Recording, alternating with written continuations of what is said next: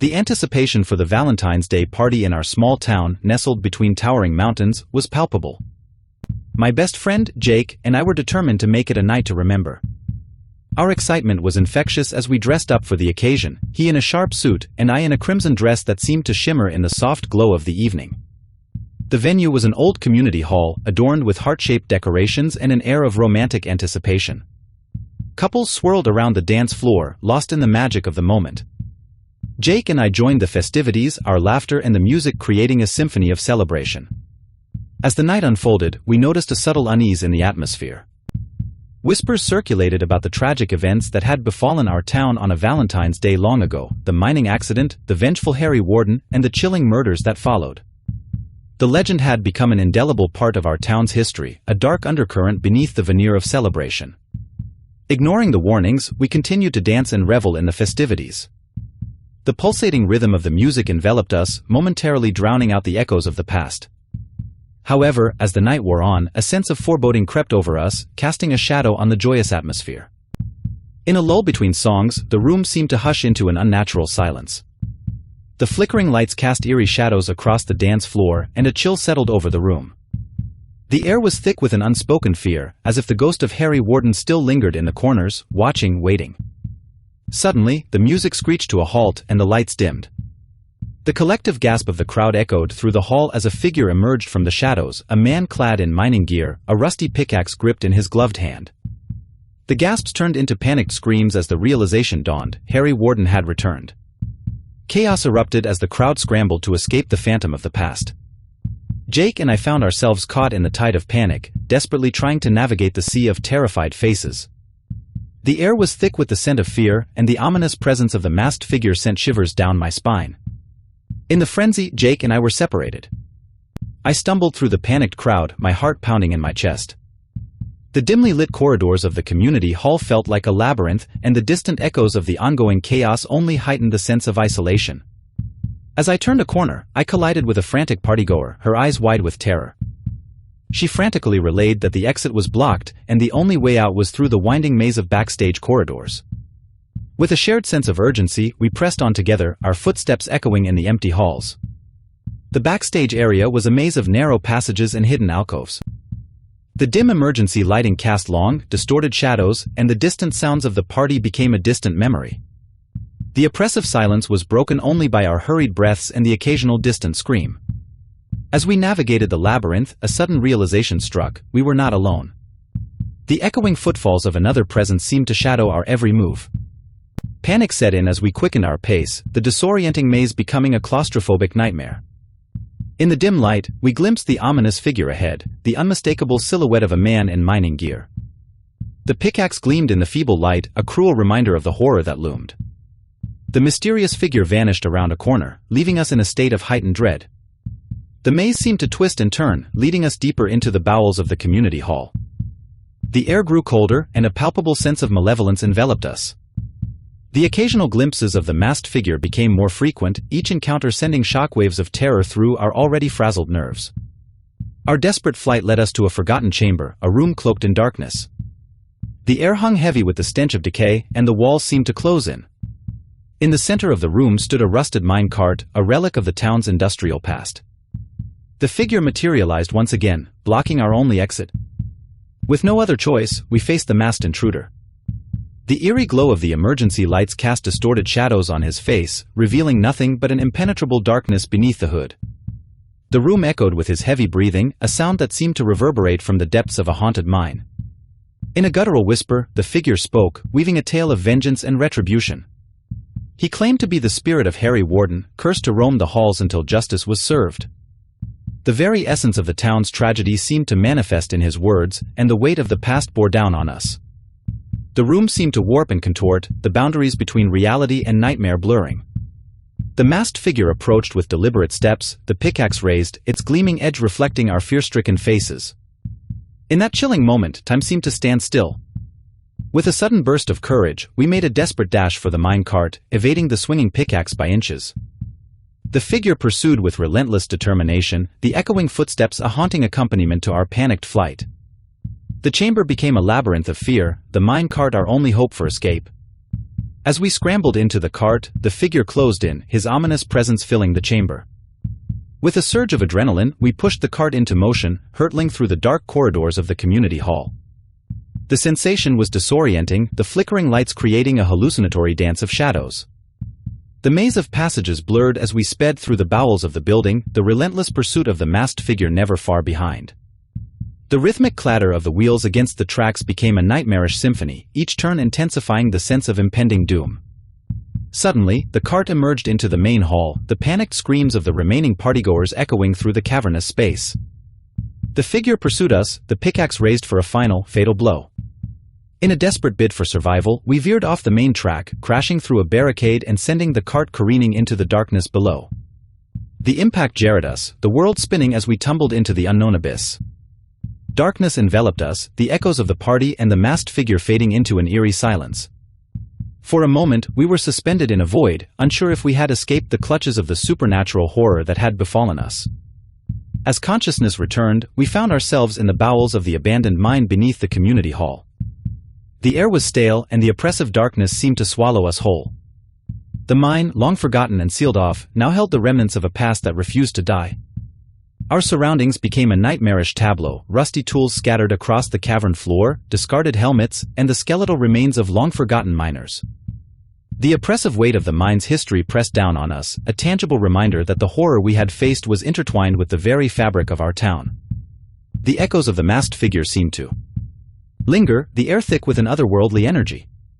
With trepidation, we navigated the cavernous expanse, each step an uncertain journey into the heart of darkness.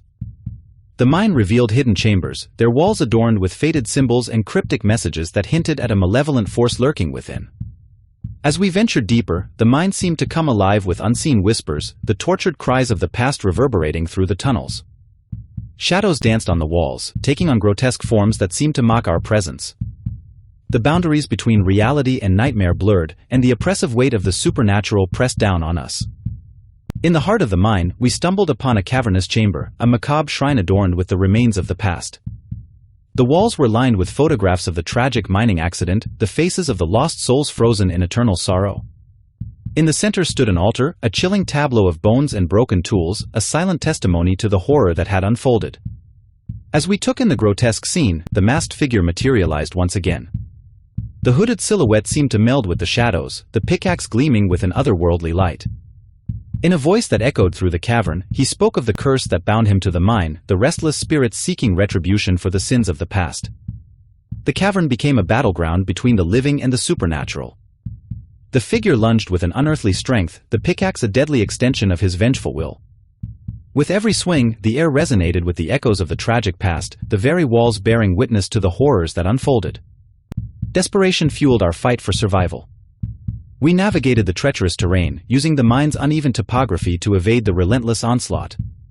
The pickaxe whistled through the air, its deadly arc a dance of impending doom.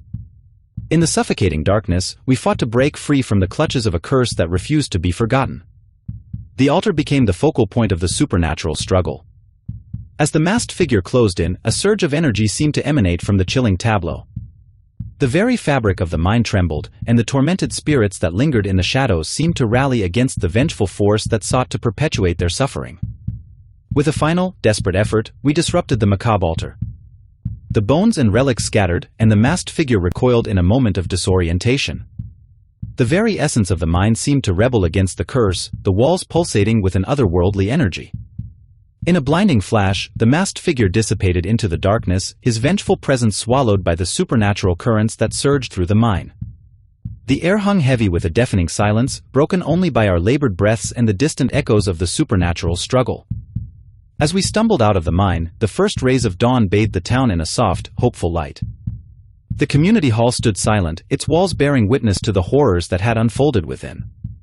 The legend of Harry Warden and the cursed Valentine's Day seemed to linger in the quiet morning air, a cautionary tale etched into the very soul of our town. The nightmare was over, but the scars of that harrowing night remained. The mine, with its forgotten secrets and tormented spirits, stood as a testament to the thin veil that separated the living from the supernatural. As the town awakened to a new day, the events of that fateful Valentine's Day would become a haunting chapter in our shared history, a tale of love, horror, and the enduring echoes of the past. The sun dipped low on the horizon, casting long shadows across the landscape as our group of young men and women set out for a Valentine's Day picnic. We were a lively bunch, eager to escape the mundane routine of our lives and revel in the spirit of love and camaraderie. Little did we know that this celebration would turn into a nightmare that would haunt our dreams for years to come. The chosen destination was a place of natural beauty, a spot known for its enchanting allure, Hanging Rock. Nestled in the heart of the countryside, the rock formation stood like a silent sentinel against the azure sky, its craggy surface hinting at secrets buried within. It was a perfect setting for a day of merriment and connection, or so we thought. As we approached the rock, a sense of unease settled over the group. The air felt charged with an otherworldly energy, and a shiver ran down my spine as if unseen eyes were watching our every move. Ignoring the ominous atmosphere, we spread out our blankets and unpacked our picnic baskets, eager to enjoy the festivities of the day. Laughter and joy filled the air as we indulged in delicious treats and exchanged tokens of affection. The sun bathed the landscape in a warm, golden glow, creating a picturesque scene that seemed straight out of a romantic painting. Yet, beneath the surface, a subtle tension simmered, a discordant note in the symphony of celebration. As the afternoon unfolded, a group of us decided to explore the nooks and crannies of Hanging Rock. The rugged terrain promised adventure, and the promise of hidden caves and secret passages lured us deeper into the heart of the formation. It was in those hidden recesses that the fabric of reality seemed to unravel and the line between the known and the unknown blurred. As we ventured further, the air grew cooler, and the surroundings took on an ethereal quality. The sunlight filtered through the leaves in fractured patterns, casting a dappled glow on the ancient rocks. It was then that we stumbled upon a hidden cave, its entrance shrouded in shadows.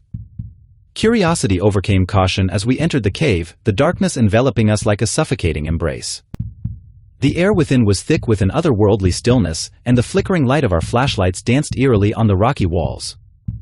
The cave seemed to stretch endlessly into the depths of the earth, and a sense of foreboding settled over us. As we delved deeper, the cave revealed its secrets. Strange symbols adorned the walls, their meaning lost to the sands of time. The air felt charged with an ancient energy, and whispers echoed through the subterranean chambers, as if the very stones harbored the murmurs of a forgotten past.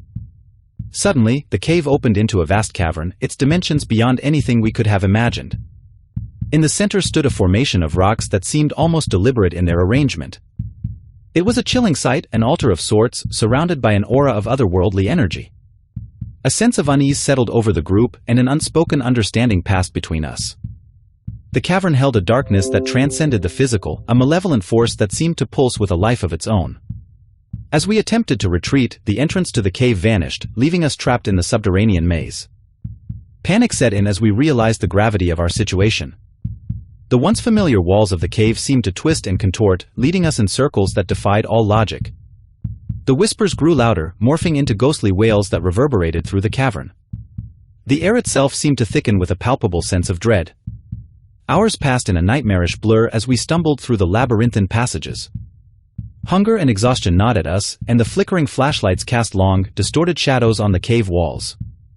The boundaries between reality and nightmare blurred, and a haunting realization dawned: Hanging Rock was no ordinary place. In the depths of the cavern, we encountered spectral figures, ethereal forms that seemed to materialize from the very stones.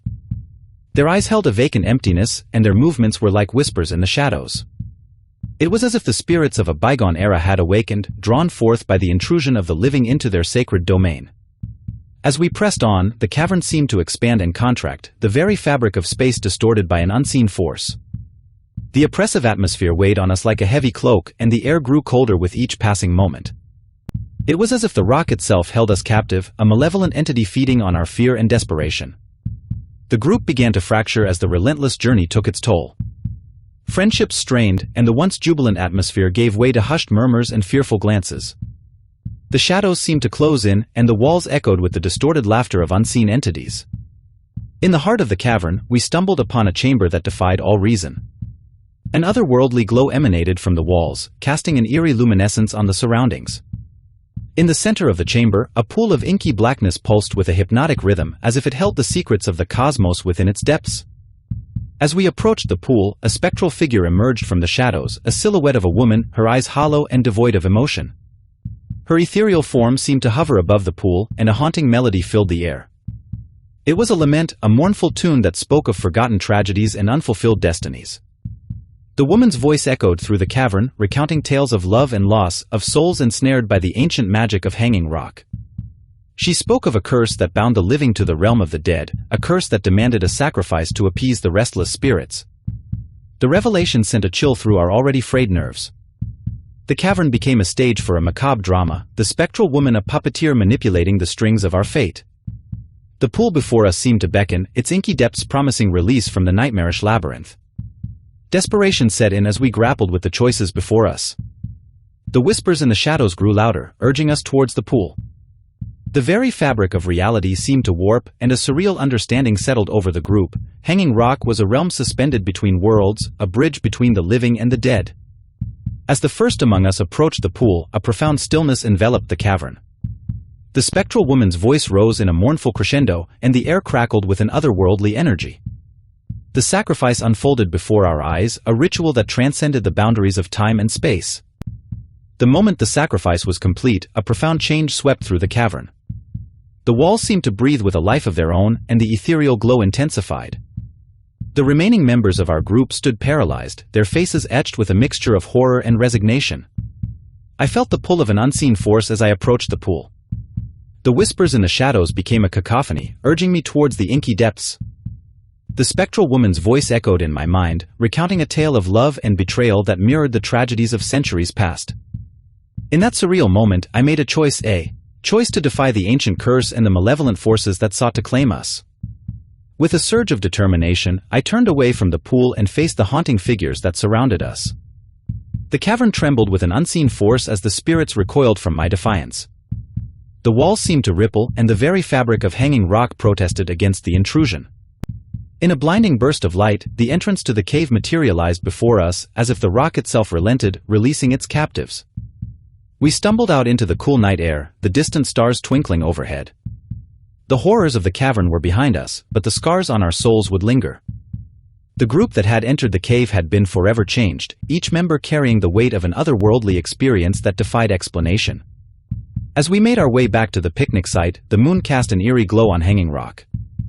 The beauty of the natural landscape now held a sinister undertone, a reminder that some places are touched by forces beyond human understanding. The laughter and merriment of Valentine's Day seemed like a distant memory, overshadowed by the haunting specter of the cavern. In the days that followed, the events at Hanging Rock became a hushed legend among those who had been there. The memories were too surreal, too disturbing to be shared openly. Each member of the group grappled with their own nightmares, haunted by the echoes of a Valentine's Day celebration gone horribly wrong. Hanging Rock remained a place of mystery, its secrets buried within the ancient stones. The world moved on, oblivious to the supernatural forces that lurked in the shadows. Yet, for those who had witnessed the horrors within the cavern, the rock would forever be a symbol of a Valentine's Day that transcended the boundaries of the known and plunged into the realm of the supernatural. The allure of studying abroad in Japan had drawn us, two young American men and a woman, to a country steeped in ancient traditions and modern mysteries. Our journey through the land of the rising sun had been filled with wonder and discovery, but as Valentine's Day approached, we yearned for a unique experience to mark the occasion. Word of a remote hotel with a breathtaking view nestled in the Japanese countryside reached our ears. Eager to escape the bustling city, we embarked on a journey that would lead us to a place where ancient spirits and modern aspirations collided, a place that would forever be etched in the annals of our nightmares. The hotel stood at the edge of a dense forest, its facade weathered by years of standing against the elements. The air was thick with a mysterious stillness as we entered, greeted by the soft hum of distant cicadas and the rustling leaves that whispered secrets in the wind. The receptionist, with a polite bow, handed us the keys to our rooms and directed us towards the upper floors. Our rooms boasted traditional Japanese decor, with tatami mats and sliding paper doors that added an authentic touch to the atmosphere. The view from the windows overlooked the surrounding forest, shrouded in an otherworldly mist that seemed to dance with the whispers of unseen entities. As the sun dipped below the horizon, we decided to celebrate Valentine's Day with a private dinner on the hotel's secluded balcony. A sense of anticipation hung in the air as we toasted to new experiences and the bond of friendship that had brought us across the ocean. As the night deepened, a chilling breeze rustled the leaves, and the mist in the forest below thickened. It was as if the very landscape held its breath, awaiting the arrival of something unseen.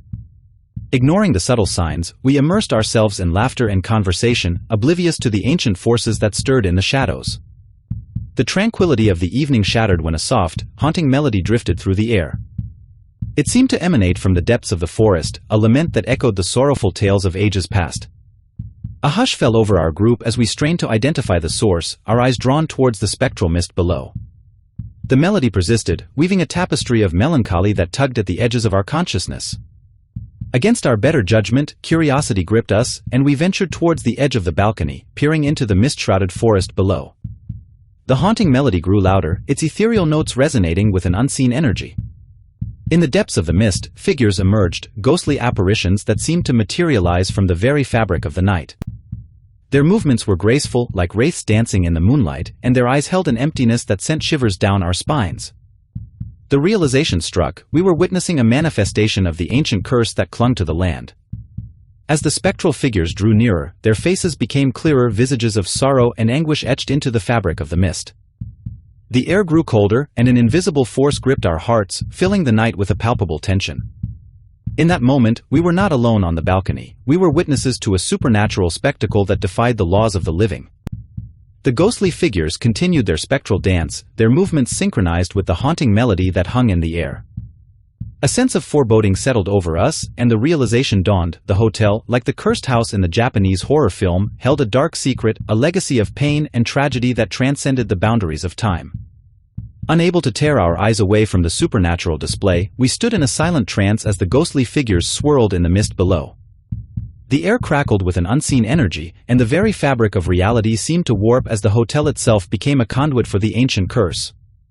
As the clock struck midnight, the spectral figures ceased their dance, freezing in place like statues carved from the shadows. The haunting melody reached its crescendo, a mournful wail that echoed through the night. Then, with an abrupt silence, the figures dissipated into the mist, leaving behind an emptiness that hung in the air. A heavy silence settled over the balcony as we exchanged glances, grappling with the surreal experience we had just witnessed. The once joyous celebration had morphed into a nightmarish encounter with forces beyond our understanding. The hotel, it seemed, was a vessel for the supernatural, a place where the veil between the living and the dead wore thin. Despite the unease that lingered, we retreated to our rooms, hoping that the light of day would bring clarity to the inexplicable events. However, as we settled into our futons, an ominous presence seemed to permeate the very walls of the hotel.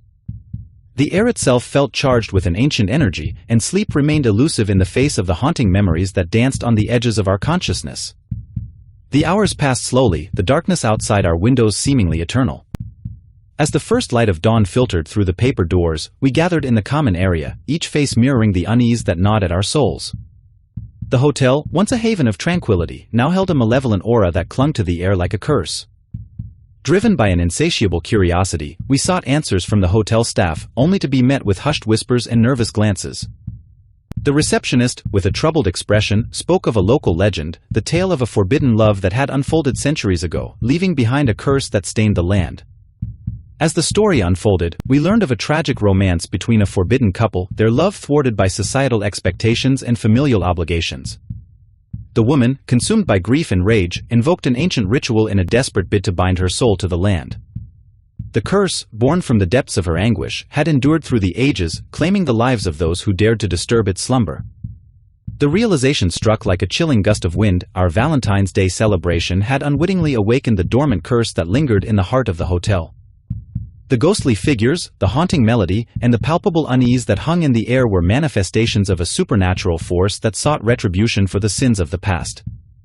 As we grappled with the consequences of our unwitting intrusion, a sense of urgency took hold. The curse had been awakened, and the ancient spirits hungered for a resolution to their eternal torment. Armed with newfound knowledge, we set out to appease the vengeful souls and lift the curse that hung over the hotel like a dark cloud. Our journey led us to the heart of the mist-shrouded forest, where the spectral figures awaited our arrival. The haunting melody echoed through the trees, guiding us towards a hidden altar adorned with cryptic symbols. The air grew colder, and an unseen force compelled us to confront the lingering spirits that awaited redemption. As we stood before the altar, the ghostly figures materialized once more, their eyes filled with a mixture of sorrow and hope. The melody reached its zenith, a mournful plea for release from the shackles of the past. With a sense of solemn determination, we recited words of forgiveness and understanding, acknowledging the pain that had bound the spirits to the land. A profound stillness settled over the forest as our Words resonated with the ancient energy that permeated the air. The mist began to dissipate, and the ghostly figures gradually faded into the dappled sunlight. It was as if the very fabric of the curse unraveled, leaving behind a sense of closure that echoed through the ages. The forest, once shrouded in an otherworldly mist, transformed into a tranquil haven bathed in the warm light of day. The curse had been lifted, and the hotel, now free from the malevolent forces that had gripped it, stood silent in the embrace of the Japanese countryside. As we made our way back to the hotel, the air felt lighter, and the atmosphere held a sense of serenity that had been absent since our arrival. The once ominous aura had given way to a newfound tranquility, and the haunting memories that had plagued our dreams began to fade. In the days that followed, the hotel staff spoke in hushed tones of the events that had unfolded. The curse, it seemed, had finally found resolution, and the spirits of the past had been granted release. The tale of our Valentine's Day celebration became a local legend, a cautionary story shared in the quiet corners of the countryside. As we bid farewell to the remote hotel, we carried with us the weight of a supernatural encounter that defied explanation. The ancient curse had left an indelible mark on our journey, a reminder that some places are intertwined with the mysteries of the past. The landscape, once haunted by the echoes of forbidden love, now stood as a testament to the power of forgiveness and the enduring resilience of the human spirit. The glow of the screen bathed my face in an eerie light as I scrolled through Instagram, lost in the endless sea of profiles. Valentine's Day loomed on the horizon, and the pressure to find someone special gnawed at me. Amid the digital crowd, her profile stood out like a beacon, a mysterious beauty with captivating eyes and a smile that hinted at secrets. We exchanged a few messages, and the chemistry was instant. Her name was Emily, and her virtual charm drew me in like a moth to a flame. As we chatted, she revealed snippets of her life, a tragic past, an unfulfilled longing for love, and an eagerness to make this Valentine's Day special. Blinded by the excitement of newfound connection, I agreed to meet her on Valentine's Day. She suggested an old, secluded mansion on the outskirts of town, claiming it held sentimental value for her. My heart raced with anticipation, envisioning a romantic rendezvous in a grand, forgotten estate. The day arrived, and the mansion loomed in the distance like a silent sentinel. The overcast sky seemed to foretell a tale of hidden shadows and unspeakable horrors. Ignoring the subtle warning signs, I approached the decaying entrance, a bouquet of roses clutched in my trembling hand. Emily emerged from the shadows, her beauty striking even in the eerie half-light. Dressed in a flowing gown that seemed out of place in the dilapidated surroundings, she welcomed me with a smile that sent shivers down my spine. There was a haunting elegance about her, a sense that she carried the weight of the ages on her delicate shoulders. As we explored the mansion, the air grew thick with tension. The walls seemed to whisper secrets, and the floor creaked beneath our uncertain steps. Emily's laughter echoed through the desolation, but it held a disconcerting edge that pricked at the edges of my consciousness. We entered a grand ballroom, its splendor long faded into a haunting memory. Emily led me to the center, and as we danced, the shadows danced with us. I felt the weight of invisible eyes upon us, and an unsettling realization dawned: the mansion was not as abandoned as it seemed. In a moment of vulnerability, Emily confessed the truth. The mansion held the remnants of a tragic love story, a tale of heartbreak and loss that transcended time. She claimed to be the ghost of a young woman who had perished in the throes of unrequited love, destined to wander the halls in eternal sorrow. A chill ran down my spine as I tried to process her words. I had stepped into a realm where the boundaries between the living and the dead blurred, and my romantic adventure had transformed into a dance with the supernatural. As the night wore on, the mansion revealed its true nature. The air became heavy with the lament of lost souls, and ghostly apparitions materialized in the corners of my vision. The once majestic ballroom now echoed with the ghostly wails of the past, as if the walls themselves were mourning the tragedy that had unfolded within. Emily's demeanor shifted, her eyes gleaming with an otherworldly intensity. She spoke of a curse that bound her to this place, a curse that demanded the sacrifice of a living heart to break its chains. Panic set in as I realized the depth of the peril I had unwittingly walked into. Desperation clawed at me as I tried to escape the mansion's clutches, but the corridors seemed to twist and turn, leading me in circles. The specters that once lurked in the shadows now materialized, their ghastly forms closing in. The once beautiful Emily transformed into a harbinger of doom, her laughter now a haunting melody that reverberated through the haunted halls. In a final desperate attempt to break free, I stumbled upon a forgotten chamber. The walls were adorned with faded portraits of long-forgotten faces, each one telling a tale of love and tragedy. In the center of the room, an ancient altar stood, adorned with cryptic symbols that hinted at dark rituals. As the realization dawned, I felt a presence behind me, the spirits of the past converging in a silent congregation. Emily's voice echoed through the chamber, recounting the tale of her demise, painting a vivid picture of a love that had soured into madness. The curse demanded a sacrifice, and with a chilling certainty, I understood that my heart was to be the offering. The walls seemed to close in as the shadows gathered, and the air grew thick with malevolent energy. I could feel the beating of my heart, a rhythm that seemed to sync with the ominous pulse of the mansion itself. In a moment of terror, I pleaded for mercy, but the spirits were relentless. The ancient curse demanded retribution, and as the ghostly hands reached for me, the world spiraled into darkness. I awoke with a start, my heart pounding in my chest. The cold light of dawn filtered through the shattered windows, and the mansion stood silent, a mere shell of the nightmare it had become. The memories of that harrowing night lingered, a haunting echo in the recesses of my mind. Had it all been a dream, a hallucination brought on by the eerie atmosphere of the mansion? Or had I truly danced with the supernatural, escaping the clutches of a curse that sought to claim my very soul? As I stumbled out into the morning light, the mansion loomed behind me, its secrets buried within the decaying walls. The roses I had brought lay forgotten on the cold floor, a poignant reminder of a Valentine's Day that had spiraled into a nightmare. I left with a chilling certainty: some love stories are best left untold, and some encounters are better left in the realm of dreams, where reality and nightmare blur into a twisted dance of the unknown.